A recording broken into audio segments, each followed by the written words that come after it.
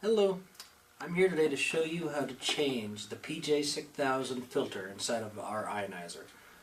All of our ionizers, the Miracle Max, the Miracle, Eden, Violet, VS70, they all use the same PJ6000 filter.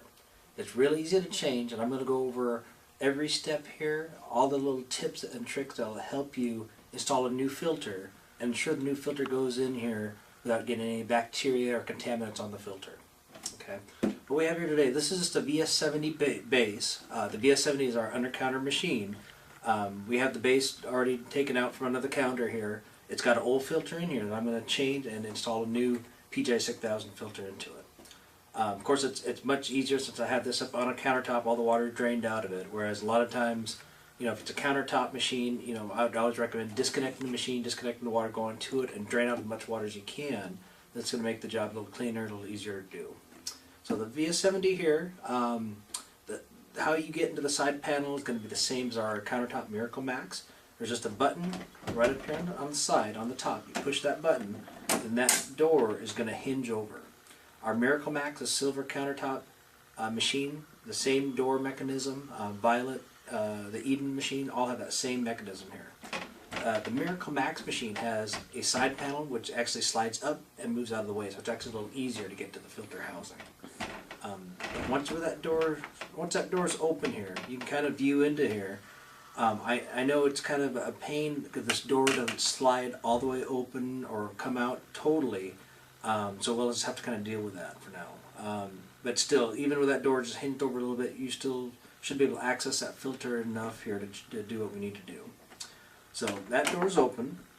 The next thing to do is we kind of hinge that filter over, like so, and that's as far as that door and that filter housing gonna hinge over here for us. Okay, so a call that I get here in tech support a lot is people changing their filters and taking this cap and just twisting it right now, and when they do that, it puts a lot of torque, a lot of stress on the bottom part of this housing, which can break. And if that causes a leak, the only way to fix it is to send the machine back to me here to fix, which none of us want to do that.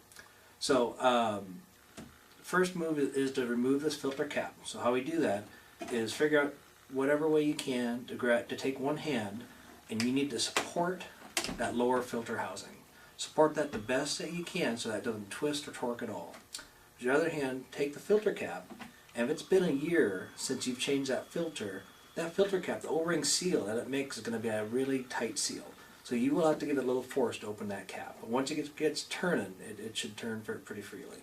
So I'm going to start to turn that and remove that filter housing, or I'm sorry, remove the filter cap. Now when you remove this filter cap, you actually have an assembly in your hand. There's actually three pieces there in your hand. You have the filter cap, you have the filter, and then sandwiched in between here is going to be a little clear rubber disc, which is a vital little piece here.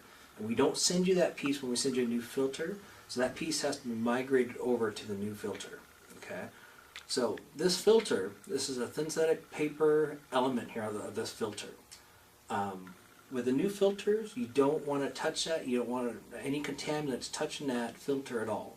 Anything that comes close to that filter, that filter is like a sponge. It's going to draw it, like odors. Any odors, any contaminants that it touches is going to go into your drinking water if that gets inserted that way. So this is an old filter, so I can use my bare hands here, and I'm just going to unlock it, because right now it's locked in. So what we do, we turn it clockwise, a quarter of a turn, real easy, quarter of a turn, and then that will come out of there. Okay, here's our filter cap, here's our filter, and then the third piece is that little clear rubber disc. And I just use it, push it in the middle of that, and then that little disc comes on out. Okay, the old filter, the PJ6000 lasts 1 year, and so basically you can just toss that filter once you remove it.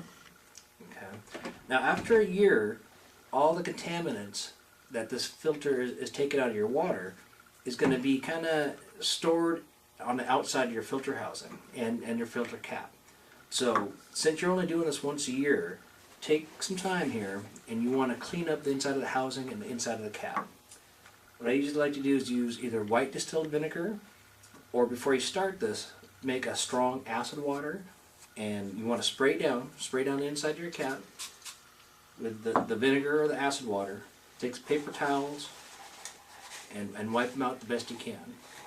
And after you wipe them out, just take a little bit of water or acid water, just rinse it out just so none of the lint, or the small pieces from the paper towel are stuck in there. But do that with the filter cap, inside of the filter cap, and also on the inside of the filter housing.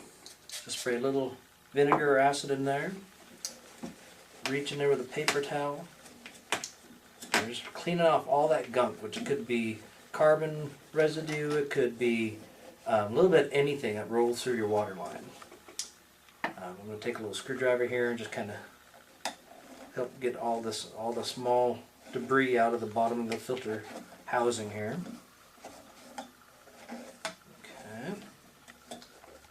So once that's all cleaned up there, and you'll notice once you take out your filter, that's going to be filled with water. So you're going to want to take the whole machine and kind of pour out that water before you start that process of cleaning out the inside of the housing there. Okay, so let's say now we have our housings, that's all cleaned up and ready to go. Inside of our cap here is good, ready to go.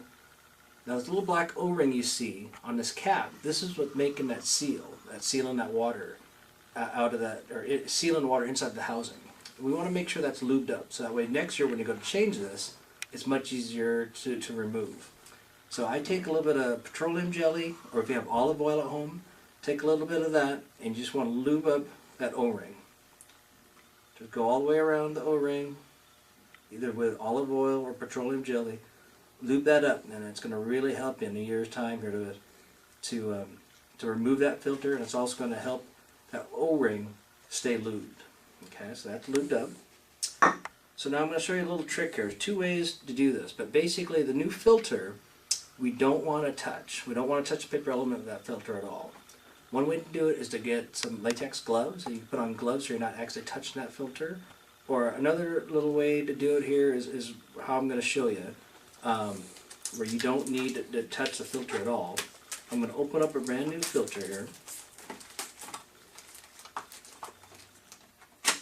And you'll see the filter itself is also individually wrapped. Okay, so I can of course touch outside wrapping, but I'm not touching the filter. So now what I'm going to do, I'm going to take this little screwdriver, you take a pen, whatever you need to do, and just make a little hole, little puncture hole at the top of that plastic. Okay, so after you do that, you can then kind of slide that plastic down, and it'll expose the top end of that filter. But again, not touching that paper element at all. Okay, you want to take your clear rubber disc, this clear rubber disc that came off the old filter, you want to migrate that over to the new filter. So that gets inserted right up on top of that hole there. That clear rubber disc helps two things here. It ensures that there's not excess pressure getting to the middle part of that cap, and two, it ensures that all water coming into the housing has to go through that filter before it actually enters the machine. Without that cap, water can actually bypass that filter and go into that hole up on top and not be as filtered. So that's a vital little piece. Okay, so we got our filter, our migrated over clear plastic, clear rubber disc, and now we have our filter cap. Okay, so we take that filter cap, we slide that filter inside of it there, and now we're going to give it a quarter of a turn.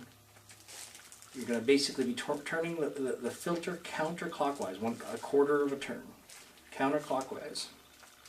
So that locks it in. So now you have your whole filter assembly. You have three pieces here in your hand. And see, now you can slide out the plastic, and that way that filter is not touched at all by your hand. Once you have that assembly, you want to hold on to that filter housing, so that doesn't twist or torque, and yes, it can be kind of a pain sometimes. And then you can slide that whole assembly in to the housing, and then you can screw that in. And you don't want to over tighten that cap. You just want it so it's snug. So right there, I mean right there I could have probably got another quarter of a turn out of that cap, but I don't want to do that because that's going to lock it a little bit too hard. Okay, and it's going to risk breaking off the bottom of that filter housing. So once that's done, you can let go, fold in your filter housing, and then close the door. And that's the basic process on how to change your PJ 6000 filter.